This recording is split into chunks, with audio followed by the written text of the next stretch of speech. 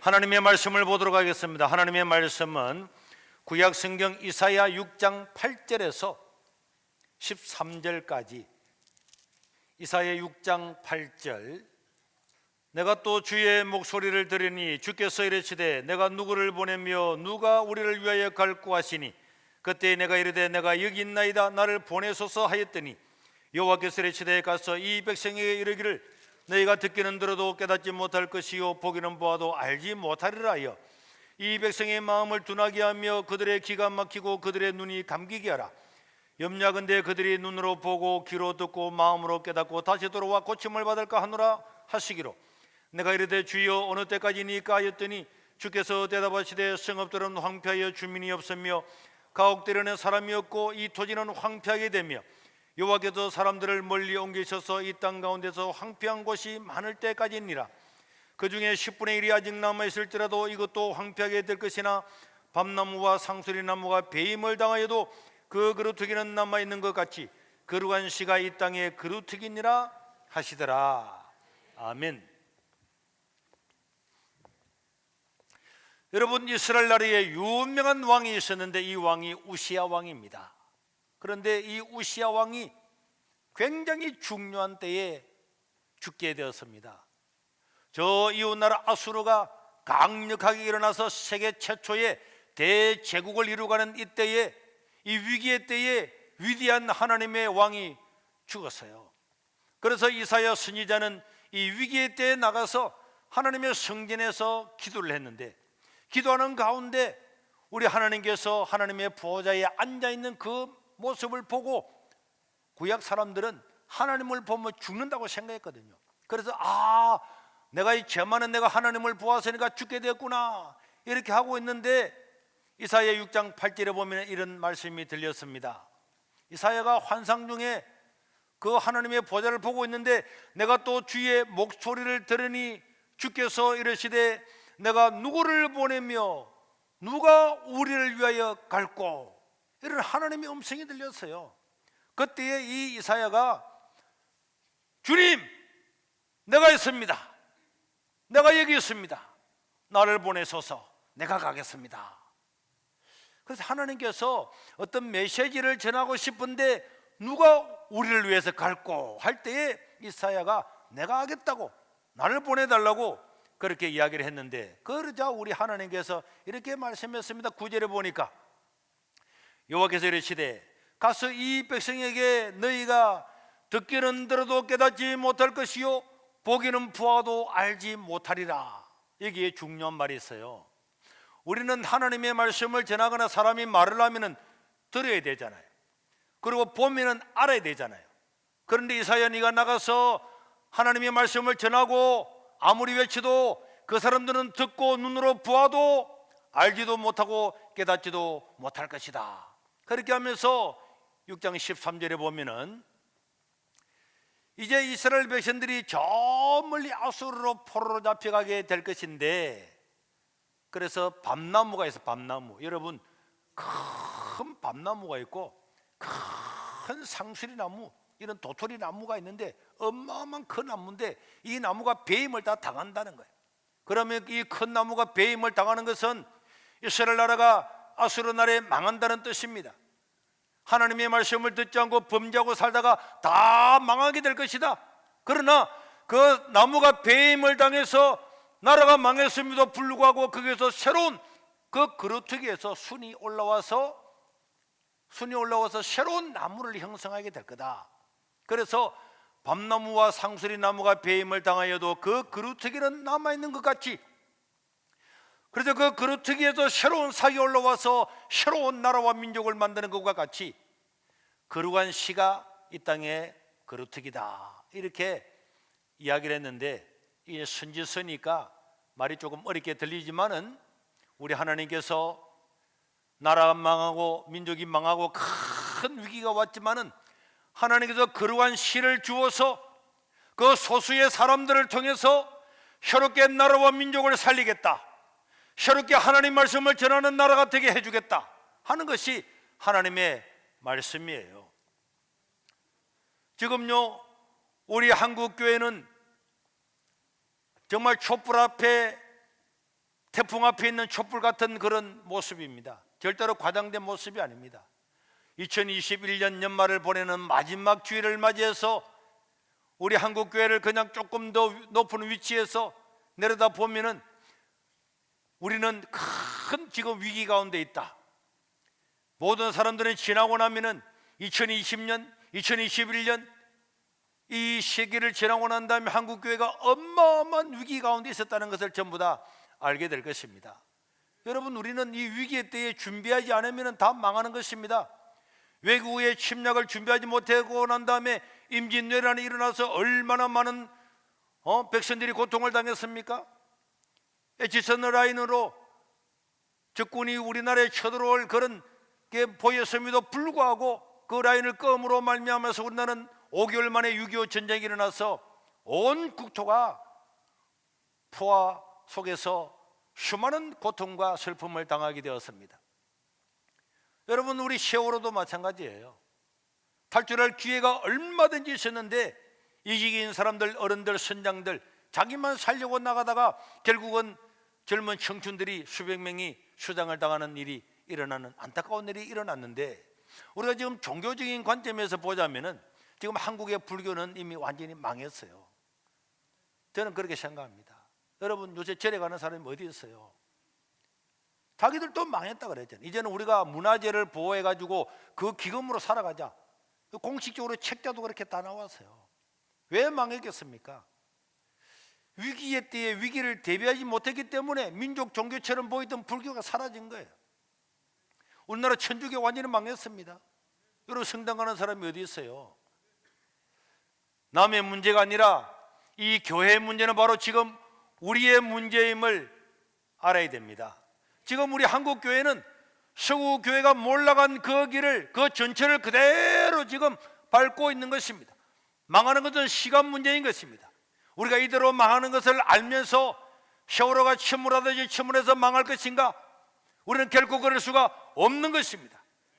우리는 소수고 어쩌면은 상수리나무, 밤나무가 다 배임을 당하여서 아무 희망이 없는 것처럼 보이지만은 여기서 새로운 줄기가 나와서 새로운 나라를 형성하고 새로운 민족을 만들고 새로운 복음전하는 나라가 된 것처럼 우리 세계로 교회가 한마음이 되어서 믿음으로 나가면은 아무리 어려움이 와도 우리는 새로운 시대의 빛을 비추고 길을 제시하는 교회가 될 줄로 믿습니다. 오히려 이런 어려움들이 역경이 변화되어서 역전시킬 뿐만 아니라 오히려 새로운 길을 제시하는 그런 교회가 될 겁니다. 저는 지난 1, 2년 동안에 우리 한국 교회를 깊이 생각하는 그런 시간이 있었죠. 내가 그런 마음을 가지려고 한 건 아니지만은 하나님께서 계속적으로 한국 교회를 생각하고 한국 교회를 눈에 보여주고 그런 마음을 주시고 하니까 기도했습니다. 그러면서 이 한국 교회가 지금 어떻게 돼가는가? 제가 여러분들한테도 몇 번 이야기했지만은 지금 한 도표를 한번 보겠습니다. 이 도표를 보면은 2007년부터 2020년까지 13년 동안에 대한민국의 총 인구수는 노령 인구가 늘어남으로 말미암아서 5.1%가 성장을 했는데 우리 교인들은요 17%가 감소를 했어요. 그 다음에 도표를 보면은 그런데 특별히 우리나라의 미성년자, 우리나라의 대한민국의 미성년자는 13년 동안에 27.3%가 감소했는데 교회의 미성년자는 50%가 감소를 했습니다.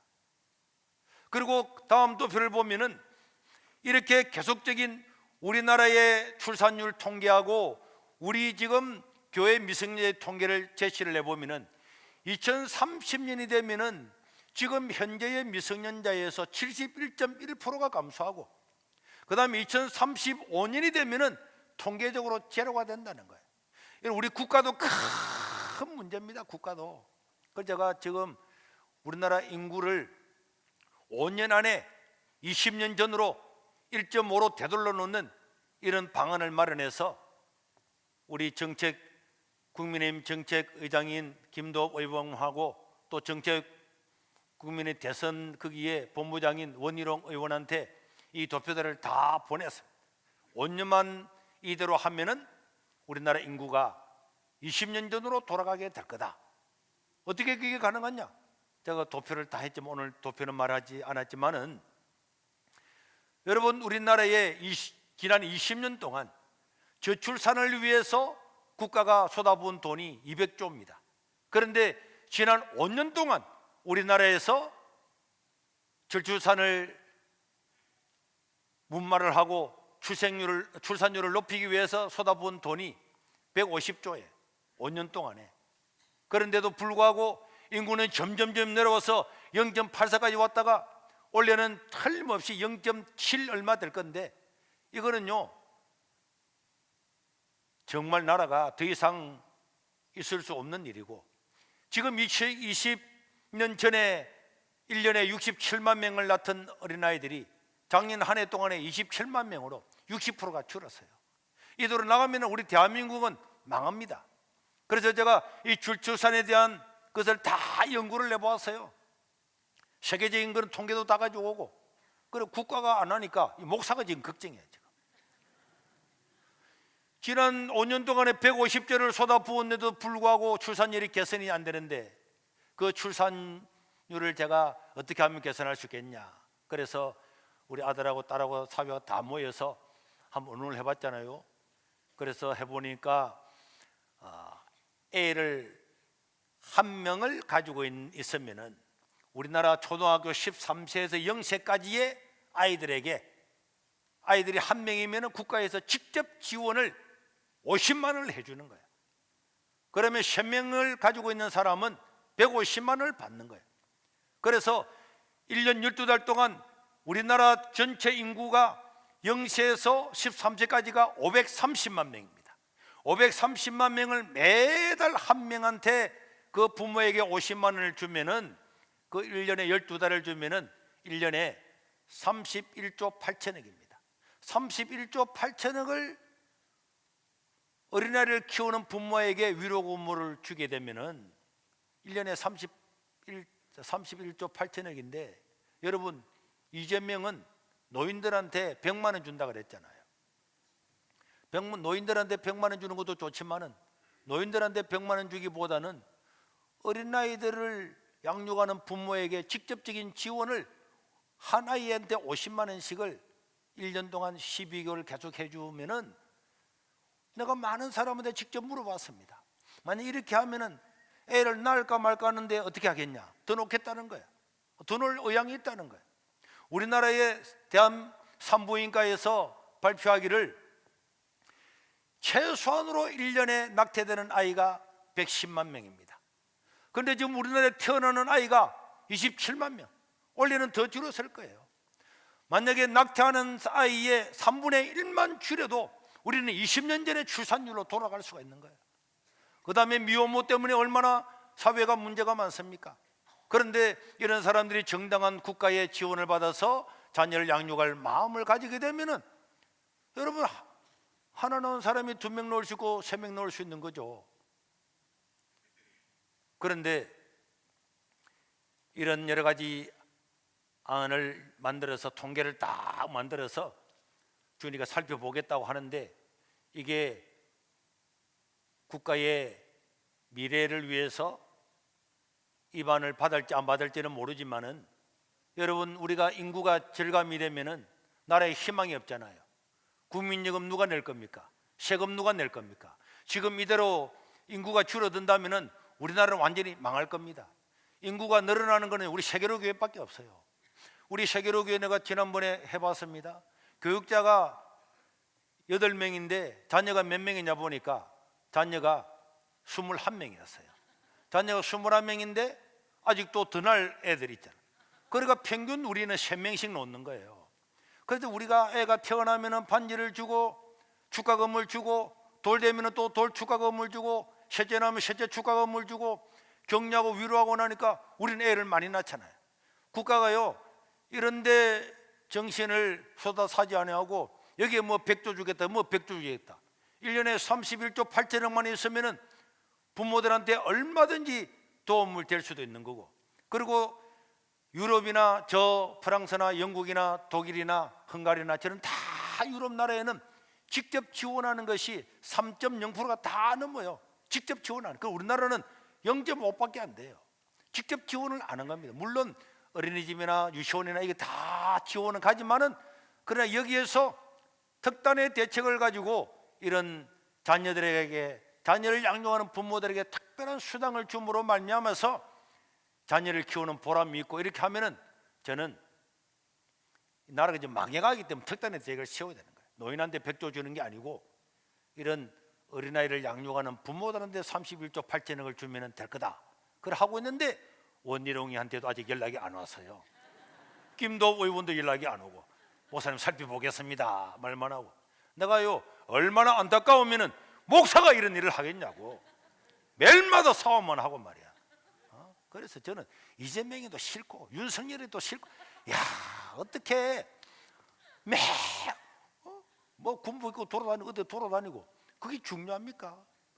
나라와 민족을 위해서 정말로 후세대를 위해서 무슨 대책을 확실하게 세우지 않고, 참 답답해요. 목사도 답답한데 이런도 얼마나 답답하겠습니까? 그런데 국가도 지금 문제고, 국가가 문제가 아니라 교회도 또 문제라니까. 그러니까 제가요, 나는 이런 거 안 하고 싶은데 세계로교회 목사람이 있으면 좋은데 자꾸 그런 마음을 주니까, 통계를 가지고 보니까 2035년이 되면은 교회 19세 미만이 통계적으로 제로가 된다 그래도 제로가, 물론 제로는 안 되겠죠. 몇 명은 남아 있겠죠. 그러나 통계가 제로가 된다고 하는 것은 우리가 대책을 세우지 아니하면은 그 길로 간다는 것 아닙니까? 이런 마음을 하나님께서 주셨는데요, 그때 저는 이런 생각을 가집니다. 이렇게 국가도 인구가 줄어들고 교회가 인구가 줄어드는데 어떻게 되겠냐? 저는 신학대학원의 이 교육이 잘못됐다고 보고, 이 교육만으로는 절대로 한국교회 미성년자들이 다시 새롭게 되지는 않을 거다. 그래서 제가 이 문제를 가지고 여러 이야기를 하는 게, 사람들이 다 고개를 끄덕이고 옳습니다 하고는 끝이야. 옳습니다 하고는 끝이야. 아무도 신경을 안 쓴다니까요. 그때 하나님께서 제 마음에 강력한 마음을 주었어요. 네가 해보라. 그래, 너는요 서울 사람도 아니고 이 부산의 한쪽 기퉁이에서 내가 뭘 합니까? 근데 하나님은 내보고 하라고 하는 그런 감동을 주셨어요. 하나님께서 이사야에게 감동을 주신 것처럼 감동을 주셨습니다. 그래서 제가 어떻게 할까? 그러면은 한국에 있는 대학원을 졸업을 해가지고 아무 힘도 없는 오합지졸처럼 목사가 되는 이 사람들을 다시 한번 재교육을 몇 달이라도 확실히 영성교육을 시키고 야성 있는 사람들로 만들어서 내보내서 목사가 되면은 세상은 바뀌어질 거다. 그래서 이런 센터를 세우겠다는 생각이 들었습니다. 그래서 저는 아무 생각 없이 그 어디가 좋을까? 그래서 차를 타고 가덕도에 가보았어요. 가덕도 가보니까 부동산이 있더라고. 부동산 첫 집에 딱 들어갔습니다. 첫 집에 딱 들어가서 보니까 어디서 많이 본 사람이 있는 것 같은데 마스크를 쓰고 있어서 내가 긴가민가하고 있는데 그분이 일어나서 목사님 아니십니까? 그걸 보니까 우리 오복래 집사님이 한 달 전에 그 부동산으로 옮겨왔다는 거예요. 그래서 어떻게 오셨냐 그러길래 내가 한번 땅을 한번 보고 싶다 그랬더니 땅을 보여주는데 해변가에 너무 좋은 해변가의 땅인데, 그런데 그 땅 앞에 구조지가 있어서 그 구조지 때문에 진입을 못하기 때문에 그게 건축을 할 수가 없다는 거예요. 그래서 제가 땅 주인들을 만나서 그러면은 만약에 허가가 나면은 우리가 이 땅을 사기로 하고 안 나면은 안 하는 걸로, 그렇게 해서 캠코라고는 국가자산관리공사에 사람을 보내서 가보니까 땅 주인이 임대를 좀 해주세요 그랬는데 그 캠코에서 다 반대하고 안 해주세요. 그런데 우리가 또 갔더니 그분이 해주겠다는 거예요. 해주겠다고 해줄 때 마음 변하면 안 되잖아요. 바로 서류를 갖춰서 그 다음날 가가지고 허가를 얻어서 그래서 이 땅을 구입을 하게 된 거죠. 그런데 여러분 자연 녹지는 20%밖에 못 짓잖아요. 그래서 우리가 한 47평 정도 되는 건물을 지어서 지하 1층을 하고 지상 4층을 해서 1, 2층은 카페를 내서 이렇게 훈련시키는 사람들을 교육할 수 있는 비용을 거기서 마련해서 3, 4층에서 교육을 1년 내내 상시적으로 시키겠다, 이런 계획을 가졌는데, 내가 이런 이야기 하면서 우리 노기태 청장님하고 어떻게 인사 안부 전하다가 이야기했더니, 목사님, 아니 세계로 교회가 그 조그마한 그런 건축을 해도 되겠냐고. 세계로 교회가 그 땅을 다 사야지. 그래, 내 속으로 돈이 어디 있다고 내가 다 산다고 하면서 그 청장님의 전화를 딱 끊고 나니까, 맞다 그요. 아니 너무 작잖아 이거. 그래서 다른 사람 땅 주인을 맡아서 해변가 끝까지 다 사게 됐는데, 오늘 노기태 청장님 오셨는데 그 전화의 그 한 말씀 한 말씀도 저기는 큰 힌트가 돼가지고 그 아름다운 해변을 다 사게 되었어요. 정말 놀랍잖아요. 그래도 여러분, 우리가 돈이 어디 있습니까? 이렇게 예배당 짓고 돈이 어디 있습니까? 그런데 여러분, 놀랍게도 이 이야기를 들었던 사람들이 우리 교인들 중에서도 바로 목사님 너무너무 감동받았습니다. 그래서 헌금을 하고 또 외국에 있는 분도 해주시고 다른 교인들도, 나는 이게 너무너무 놀라워요. 제가 이 땅에 여기 와서 1년에 5년에 한 번씩 본당을 지었잖아요. 5년에 한 번씩 예배당을 지어, 이게 5번째 예배당을 지었습니다. 그렇게 건축을 12번이나 했는데 외부에서 누가 도와주는 사람 한 명도 없었어요. 그런데 이 일에 전국에 있는 40여 명의 사람들이, 어떤 사람은 5만 원, 3만 원, 또 어떤 사람은 3천만 원, 7천만 원, 많은 사람들이 도와주어서 우리 교인들과 함께 이 건축 허가가 나고 난 다음에 그 땅값이 전부 다 딱 그 주간에 마련이 다 되었어요. 저는 이걸 보면서 이게 하나님의 뜻이 아니면은 이런 일이 일어날 수 있을까? 일어날 수는 없다고 생각합니다. 내가 당회 때도 그런 이야기를 했어요. 제가 내 마음의 생각이 들기로는 뭐 내 마음이 다 100% 맞는 건 아니죠. 내 감동이 오기로 건축 허가가 떨어질 때에 모든 자금이 다 마련될 거고, 우리가 건축을 완공하게 되면은 건축비가 다 정리가 다 될 겁니다. 그래서 우리는 정확하게 증언해 왔어요. 우리 하나님께서 하시는 일이라면은 저는 이 일을 보면서, 하나님께서 사람들을 감동을 시키는구나, 이걸요 딱 느끼는 거예요. 하나님께서 사람을 감동을 시키는 거예요. 감동을 시켜서 그 사람들을 통해서 하는데, 그 사람들이 처음 다 내게 이야기를 해와서, 목사님 우리는 돈 하나도 없습니다. 그런데 감동이 와서 견딜 수가 없어서 한다는 거예요.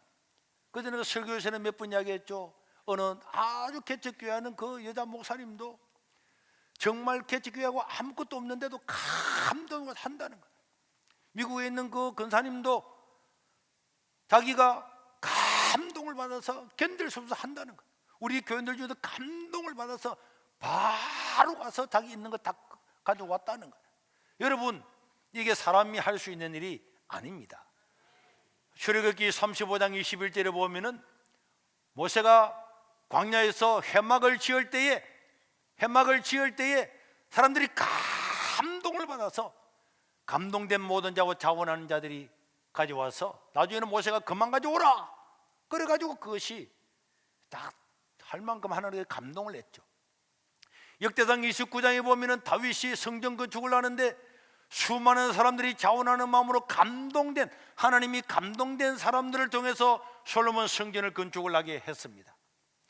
역대하 36장 22절 23절에 보면은 고레스 왕이, 페르시아의 고레스 왕이, 초대 왕이 감동을 받아서 유대인들은 전부 다 고향으로 돌아가라, 포로된 사람은 돌아가라, 그리고 성전을 지을 모든 재료를 다 마련해서 예루살렘 성전을 다시 건축을 하도록 그렇게 해 주었습니다. 그래서 나중에 학개서 1장 14절에 보면은 이제 돌아와서 스룹바벨 성전을 짓는데, 여호와께서 스알델의 아들 유다 총독 스룹바벨의 마음과 요사닥의 아들 대제사장 여호수아의 마음과 남은 모든 백성들의 마음을 감동시켰음에, 다 감동을 시켰는데, 이 헌금을 드린 사람들의 이야기를 듣고 그 사람들이 직접 와서 내가 말하기를, 하나님께서 감동이 왔습니다. 아무것도 없는데도 감동이 왔습니다. 저는 이걸 보면서 이거는 세계로 교회 일이 아니다. 이 건물은 세계로 교회 것도 아니고 세계로를 위해서 하는 것도 아니고, 물론 세계로를 위해서 할 것도 할 필요가 없는 거죠. 우리는 하나님께서 이 땅의 큰 위기의 때에 어떤 것을 준비하는, 하나님께서 예배하시는 길이다. 저는 그렇게 믿고 있습니다. 저는 이것을요, 제가 계획한 게 전혀 없었어요. 우리 교회가 장로님들이 계획 아무도 안 했습니다. 나는 이 세계로 교회를 건축하고 난 다음에 내가 이제 5년마다 본당을 지어서 5번째 예배당을 지었는데 나는 다시는 이제 예배당 안 지을 거다. 예배당 짓고 나니까 장로님들이 왔더라니까요. 목사님, 이거 예배당 또 새로 뜯어서 저 방금 뒤에 산에서 장로님들 내 은퇴하고 나면 알아서 짓든지 말든지 알아서 하고 나는 이제 안 짓습니다. 내가 그렇게 이야기했다니까요. 그랬는데 전혀 계획을 하지 않았지만 하나님께서 감동된 사람들, 감동을 주셔서 저는 이 일을 했습니다. 우리는 이 코로나 전국을 지나면서요, 우리 한국 교회는 어마어마한 상수리 나무처럼 크고 밤나무처럼 어마어마한 큰 나무인 줄 알았잖아요. 교회 하나가 10만 명 모이고 교회 하나가 5만 명 모이고 교회가 7만 명 모이고요. 여러분, 말이 10만 명이지 사직구장에 꽉 들어가 봐야 3만 명, 5만 명 들어가는데 한 교회 예배당에 10만 명이 들어가잖아요. 1부, 2부, 3부에가 10만 명이 들어가고 강서구에 있는 인구의 절반 되는 사람이 한 교회라니까. 그러니까 교회가 얼마나 크냐고. 밤나무처럼 상수리 나무처럼 어마어마하게 큰 나무인데 그런 큰 나무가 이 코로나 전국에서 아무 쓸모없는 썩은 나무처럼 됐다는 걸 우리가 눈으로 봤잖아요. 정부가 말 한마디 하면 고개 다 숙여버리고, 정부가 명령도 내려오지 않는데 뉴스 보고 문 닫아버리고, 이 교회가 얼마나 무기력한가를 우리는 보여준 겁니다. 실제로 저는 제 개인적으로는 한국 교회가 그 큰 교회들이 다 밤나무 상수리 나무처럼 저는 다 딸리다고 생각해요. 그리고 한국 교회가 그동안에 얼마나 진리에서 벗어났는가도 똑똑하게 보여주었습니다. 여러분, 신학교 교수부터 목사들까지 자유주의 신학에 물들어가지고 신학 자체가 오염이 됐는데, 젊은 목회자들은 이미 자유주의 인본주의에다가 거기다가 적용화까지 되어가지고, 여러분, 한국 교회는 정말 절망적이라는 걸 알아야 됩니다. 지금 교회가 있고 몇만 모이는 교회가 있으니까 설마 그래야 되겠냐? 여러분, 유럽에 가보세요. 어마어마한 교회가 어떻게 됐는가? 교회가 교회의 본질인 성경의 말씀의 진리를 가르치지 아니하고, 하나님의 말씀을 하나님의 말씀대로 가르치지 아니하고 작용화되면 교회는 몰락하는 거예요. 여러분, 공산주의의 교회 있습니까? 작용화되면요, 교회가 하나도 이제 다 무너지는 겁니다.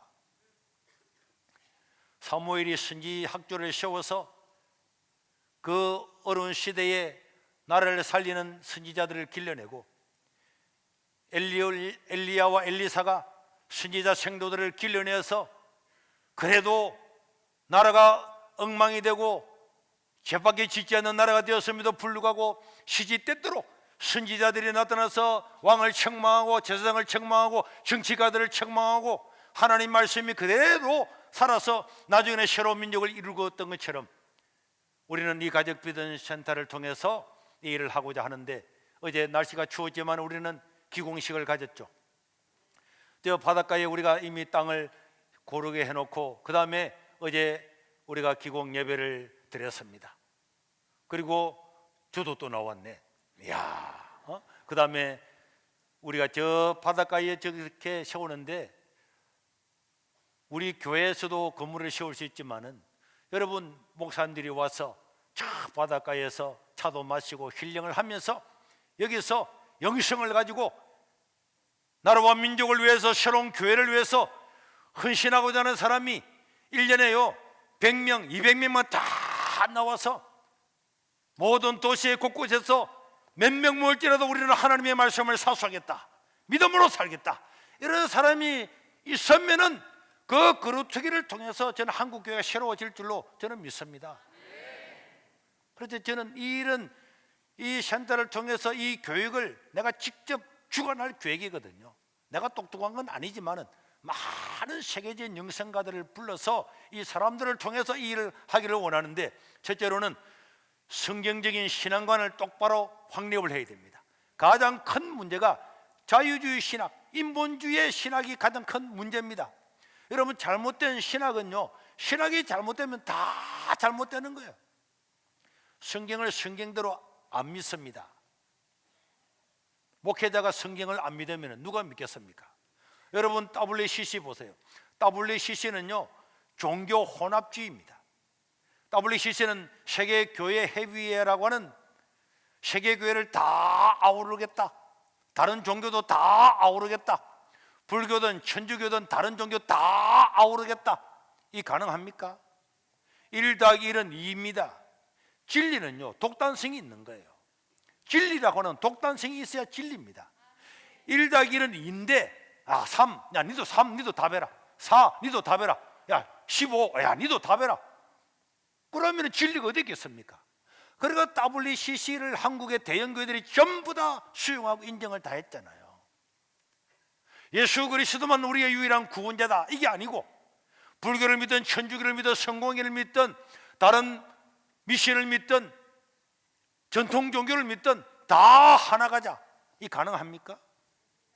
이런 것들을 받아들이고 한국교회가 지금 그때부터 WCC를 한국교회가 수용하고 난 다음부터 이게 메가리가 다 없어진 거잖아요. 초대교회 교인들이 왜 순교했습니까? 예수 그리스도만 유일한 나의 구원자다. 이 로마는요 너희의 주가 누구냐? 로마 황제가 주다? 아닙니다. 그리스도인들은 예수님이 나의 주입니다. 나의 주는 예수님입니다. 이것 때문에 다 순교당했는데, 그 로마 황제도 나의 주고 예수님도 나의 주고 그래서 로마 신화에 나오는 제우스도 나의 주고, 이게 WCC잖아요. 그런데 여기에 경도되어 있는 신학자와 목사들과 젊은이들이 얼마나 많습니까? 이런 사람들은요 수천 명 수만 명이 있어도 진리에 서지 않는 건 안 되는 거예요. 1 더하기 1은 2가 하나밖에 답이 없는데, 다른 답을 아무리 제시하는 사람이 수만 명이 있어도 그는 진리가 아닙니다. 그리고 우리나라에 NCGK라고 해서요 한국 기독교 교회 협의회라고 있거든요. 이 사람들이 주로 TV나 라디오나 다 나옵니다. 성명서 발표하고. 그런데 이 사람들은요 정치적으로는 좌편향적이고 진보 정권의 앞잡이 노릇을 하고 있습니다. 내가 표를 하나 사진을 보여줄까요? 자, 2021년도 12월 5일이잖아요. 오범열 목사님이네요. 경기도 기독교 총연합회 34대 대표회장 취임합니다. 벌써 25일밖에 안 돼, 20일밖에 안 돼요. 20일 전입니다. 그런데 그 취임식 하는데 아마 심상정이 온 것 같아. 우리 심상정 정의당 대통령 후보께서 환경을 초월해서 이 현장에 직접 나오셨는데 무슨 환경을 또 초월해? 우리 기독교에서는 동성애를 전적으로 반대하지 않아요. 이게 회장이 지금 하고 있는 말입니다. 차별금지법도 우리가 반대 다 안 합니다. 저희 딸도요 심상정이 팬입니다. 그런데 오늘 이렇게 현장에 환경을 초월해서 직접, 지가 예수님이 환경을 초월해서 오게, 우리 한번 기립으로 환영하여, 이게 기립으로 환영해서 하겠다는 이 목사나 와가지고 박수 치는 사람이나, 그러니까 심상정이 깜짝 놀래가지고 아이고 너무 송구스럽습니다. 제가 오늘 박수 자리가 아닌데, 박수 받을 자리가 아닌데, 아니 우리 노기태 우리 청장님이 박수 받는 거는 내가 이해를 하는데, 이 심상정이 지가 그 목사가 그거 앉혀놓고 난다. 우리는 차별금지법도 그 찬성합니다. 동성애도 우리 반대하는 게 아닙니다. 이 보세요. 이게 남의 일이 아니고 먼 날의 이야기 아니고 지금 현실 세계에서 보수 교단의 목사들이 제일 하고 있다니까. 그런데 교회가 지금 안 망한 겁니까 지금? 겉으로 지금도 나무가 있는 것처럼 보이고 하지만은 이미요 다 넘어갔습니다. 다 배임을 당했어요. 그런데 이런 사람들이 종로에만 이런 목사들이 300명이 300명. 내가 지난번에 서울에 올라갔더니 그러던 목사님 이렇게 정치적으로 편향돼 가지고 진보 정권의 앞잡이하고 성명서 발표하고 동성애 찬성하고 다 이런 사람들이 300명이요. 이 교회도 없어요. 목사인데 교회도 없고 교인도 없고 말로만 해서 먹고 사는 거야. 그래서 윤미애 이양이처럼 여기 줄대고 저기 줄대고 어디 줄대서 봐도 먹고 사는 이런 기생충 같은 사람이 수두룩박박한 거예요. 그런데 언론에는 이런 사람들만 다 언론에 다 내죠.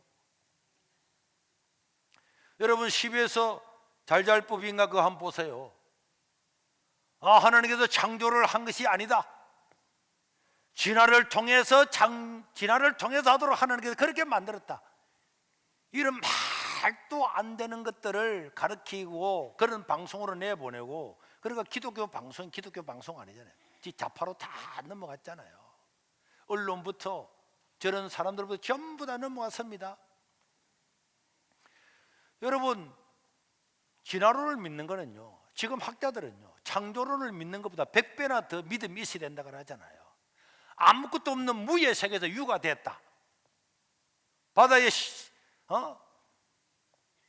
물고기가 공룡이 됐다. 이런 걸 믿는 게 차라리 하나님께서 세상을 창조했다, 이게 믿기가 쉽지. 어떻게 무에서 유가 생긴다, 이런 것들을 가르치고 있습니다. 한국의 유명한 목사들이 동성애에 대해서 입장을 발표를 안 하잖아요. 이재철 목사나 손봉호 장로나 다 이런 앞잡이 앞에 다 서가 있는 사람인데, 김동호 목사나 당시 동성애 반대합니까? 그러면 반대하는 말, 내 설교한 거 다 알아보세요, 다 보세요. 그걸 반대합니까? 안 합니까? 말 안 하잖아요, 끝까지. 그러니까 한국 교회가요, 엄청나게 상수리 나무, 밤나무처럼 큰 나무가 돼가지고, 어린아이가 옛날에는 커다란 꿀밤나무 아래서 뭐예요? 그 다음에 영이하고 나하고 이런 노래가 있었는데, 어린아이가 보면은 그 큰 나무가 얼마나 크게 보이겠습니까? 그런데 그 나무들이 이미 다 신학적으로 잘려서 끝났다는 거예요. 저는 그런 걸 느끼고요. 지난번에 우리 LA에 있는 주님의 영광교회 그 목사님 모셔서 말씀을 전했잖아요. 그런데 미국의 감리교는 감독이 목사님을 이 교회 가라 저 교회 가라 다 하거든요. 그 감독의 영향력이 가장 큰데, 이 감독이 동성애자야. 그래서 동성애를 반대하면 임지 자체를 안 주는 거예요. 목사가 갈 데가 없어. 그래서 목회자들이 전부 다 동성애를 반대합니다. 아무도 말을 못해. 말을 하면은 임지를 안 주는 거야. 그러면은 저항을 해야지. 저항을 한다고요. 저항하고 어떻게 살 건데? 현실적인 문제 앞에서요, 다 무릎을 꿇는 거예요. 우리도 이런 날이 곧 옵니다. 지금 5.18 있죠. 역사라고 하는 것은요, 여러 가지 견해가 있는데, 5.18에 대해서 잘못된 말을 하면 감옥에 집어넣는다고 법을 바꿨잖아요. 말 못하죠. 동성애가 나쁘다고 말하면 법적으로 제재를 가한다고 법률이 통과되잖아요. 그러면 목사가 말할 수 있습니까? 말하면 또 잡혀가는데. 그 쉬울 것 같아요. 제가 지금 재판만 지금 10개가 넘게 걸리 있다니까. 여러분들은 뭐 가서 내가 유튜브 하면 목사님 오늘 또 신방 갖고 신방 같지. 그래, 경찰하고 검찰하고 판사하고 계속 하는 게 쉬운 게 아니잖아요. 몇 명이나 가서 그렇게 싸우면서 끝까지 할 수가 있겠습니까? 그러니까 우리는 이 마지막 때에 마지막 지금 딱 이게 걸려서 여기서 이겨내야 되는데, 못 이겨내면 교회가 넘어진다니까. 그래서 저는 이 챈달을 통해서 지금 신학을 공부하고 대학원을 졸업하는 사람들이 목사가 되기 전에 하다못해 3, 4개월 동안에도 세계적인 영성가를 다 불러서 영적인 교육을 시키게 된다. 여러분, 의사도 인턴과 레지던트 뭐 전문의 다 하고 되고, 그 다음에 우리나라 육군사관학교는 장교들도요, 그 4년 교육을 받고 난 다음에 또 막 전 세계를 돌아다니면서 다 실전 훈련을 받고, 그래 장교가 임명이 되잖아요. 그런데 우리가 신학대학원에 3년만 공부해가지고 시험 치고 하다가 그러다가 바로 목사가 된다. 그런 목사들이 이게 졸업해가지고 교회 오면은요, 아무것도 못해요. 전도를 할 줄 압니까? 말을 할 줄 압니까? 사람들 영접을 시킬 줄 압니까? 그냥 주일학교 교사보다도 못하다니까. 그런 오합지졸들이 신학교에서 나오게 되면은, 지도자가 오합지졸인데 어떻게 그게 강군이 생길 수가 있겠습니까? 저는 이 비전 센터를 통해서 이제 우리 교단에서도 법적으로 지금 진행하고 있거든요. 만약에 법이 통과되면은 우리 교단에서 졸업하는 애들은 전부 다 3, 4개월은 반드시 우리 손인보 목사와 우리 몇몇 목사님들 정해놨잖아요. 거기에 교육을 받아야만 목사 안수를 준다. 이 법을 통과시키라고 하고 있거든요. 되면은 그래도 되겠지만은 이게 되든 안 되든 우리는 한국교회 목회자, 뜻있는 목회자들 교육을 시켜서 이 일을 할 거다. 그래서 주일학교 학생의 청년들, 자기가 목사님들이 자기가 부서를 맡으면 어떻게 해야 될 줄 몰라. 자기 개인기에 다 맡겨져 있는 거예요. 오늘 우리 오후 예배 때 내년에 기간을 맡은 목사님들은 내가 내년에 어떻게 할 거다 하는 발표를 할 겁니다. 전부 다 모든 교육의 목사님들이. 그래서 주일학교는 어떻게 해야 될 건가, 중고등 어떻게 될 거냐, 청년대학부는 어떻게 될 거냐, 어른들은 어떻게 해야 될 거냐, 구체적인 매뉴얼을 나타내서 누구든지 그 매뉴얼대로만 하면은 어느 정도 수준을 유지할 수 있는 이런 걸 만들어서 한국교회에 배포를 해야 되겠다. 그리고 영성회복을 위한 집회를 통해서 이런 야성을 고치를 시키고 산민감을 새롭게 산민감을 고치시켜서 내가 주를 위해서 죽으면 죽으리라, 이런 마음을 가져야, 이런 마음을 가져도 될똥말똥한데 이런 마음도 안 가지고 목사가 되면은 어떻게 되겠냐고. 코로나 시대 예배 하나만 보더라도 한국에 담임 목사를 하고 있는 10만 명, 15만 명의 목회자들이 대부분이 그냥 그 다 무릎을 꿇는 걸 보면서 야, 이 정도 야성을 가지고 나라를 살릴 수 있을까? 교회를 살릴 수 있을까? 그럼 우리는 의심할 수밖에 없는 거잖아요. 그래서 우리는 이런 교육을 하는 사람들, 중고등부 학생들, 이런 사람 전문적인 교육을 다 다시 시켜서 이런 매뉴얼을 만들어서 미래를 대비해야 되겠다, 이런 생각을 가지고 있습니다. 그래서 여러분, 주기철 목사님 같은 분, 또 주남선 목사님 같은 분, 안희숙 성도처럼 죽으면 죽으리라, 이런 사람들이 있어야 나라가 세워지고, 이런 사람들이 이 국가의 대들보 같은 거거든요. 여러분, 우리가 이 65m가 이 교회 건물이 가면서 기둥이 하나도 없잖아요. 기둥이 하나도 없지만은 이 중간중간에 있는 저기에요, 철골로 다 조립을 다 해가지고 거기다 또 철근 콘크리트 또 다 갖다 부어가지고 그 모든 보들도 전부 다 이미 철골로 전부 다 완공을 해서 거기다가 철근 콘크리트를 다시 갖다 부었기 때문에 기둥이 없어도 이게 견딜 수가 있는 것처럼, 이 기둥은요 얼마 되지 않잖아요. 그러나 이 50여 개의 기둥이 이 어마어마한 건물을 딱 떠받치고 있으니까 이 건물이 흔들리지 않고 지탱되는 것처럼, 저는 세계로 비전 센터를 통해서 이런 사람들을 길러내어서 이런 사람들이 한국의 기둥처럼 딱 버티고 있으면은 이 안에서 아무리 어린아이들 뛰어놀고 뛰어다니고 지진이 나고 해도 흔들리지 않는 이런 것들을 해야 되겠다. 이거는 제가 뭐 언제 나라와 국가를 위해서 제가 뭐 시찰에 서기도 해본 적 없고 노예 입문도 해본 적 없고 노예장 한번 해본 적이 없는 내가 이 일을 하겠다고 내가 생각했겠습니까, 여러분들? 그런 게 내 속에서 생길 리가 없죠. 하나님께서 그 마음을 주시니까 이것을 실행하고자 하는 거고, 그 결과는 세월이 지나면은 다 드러날 겁니다.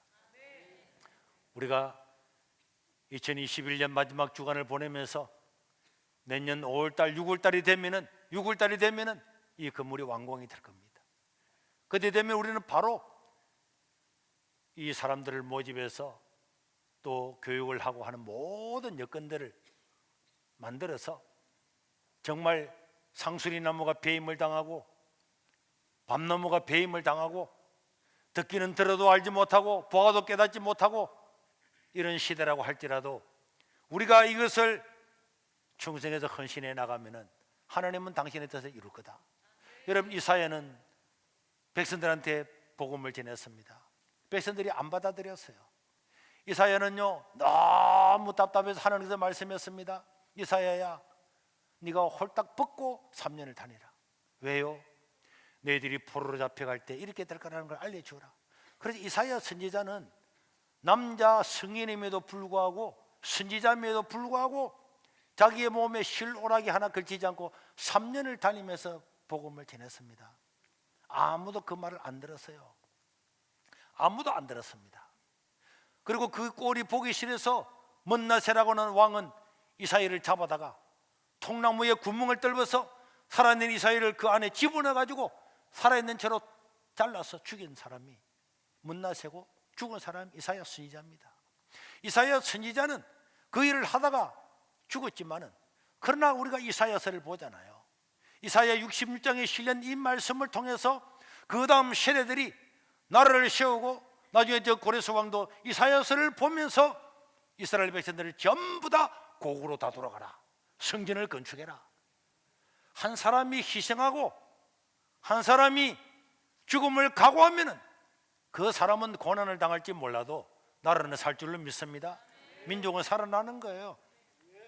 오늘 우리는 이런 사명을 가지고 살아야 되겠고, 이 사명을 위해서 기도하고 헌신할 걸고, 이제 이번 달부터 우리가 새롭게 착공을 해서 6개월 안에 이 건물을 완공해 나갈 때에 이런 필요한 모든 것들을 저는 믿습니다.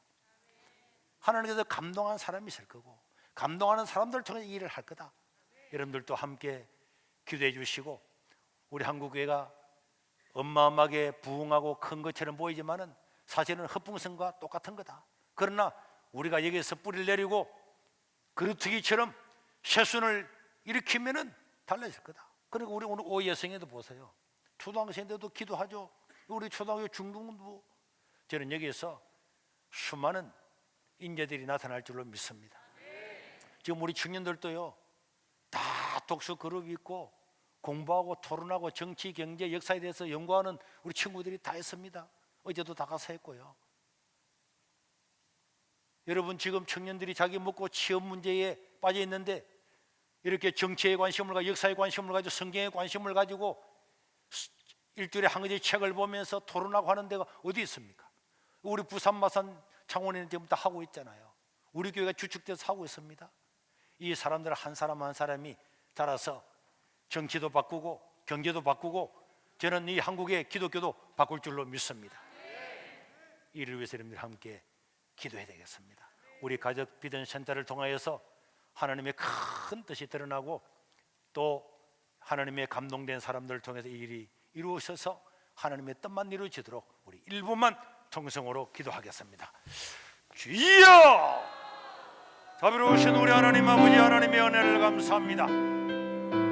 오늘 우리 2021년 마지막 주일날 우리 하나님 아버지여, 이렇게 하나님의 백성들이 모였습니다. 한국교회를 생각하고 나라와 민족을 생각하고 또 이 나라 민족을 위해서 기도하기를 원합니다. 아버지여, 이 나라를 살려주시고 한국교회를 회복하여 주시고, 우리 세계로교회가 하나님 아버지여 상수리나무 밤나무에 그려지게 되고 거룩한 시가 되게 도와주시고, 여기는 우리 어린아이들, 우리 청소년들이 자라서 나라와 민족을 책임지고 정치를 책임지고 한국교회를 책임지는 인재들이 우주선으로 생겨나게 도와주시옵소서. 우리 하나님 아버지, 우리 하나님은 영광을 받아주시기를 원합니다. 우리 하나님, 하나님께로 나온 사원이 하나님께서 다 이루시고 영광을 받아